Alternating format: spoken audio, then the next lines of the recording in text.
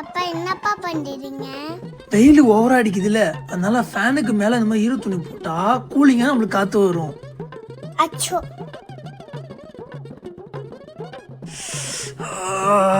அப்பா எப்போ காட்டு குடிங்கா வருதா? எப்போ? இல்லப்பா. அப்பா எப்போ கட்டி தூக்குங்க.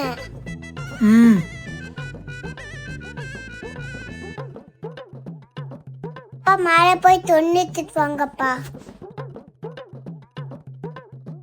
இந்த சாய்ஸ்ரீ. அப்பா அதே மாதிரி துணி போடுங்க. எப்போ உள்ள போய் பாருங்க.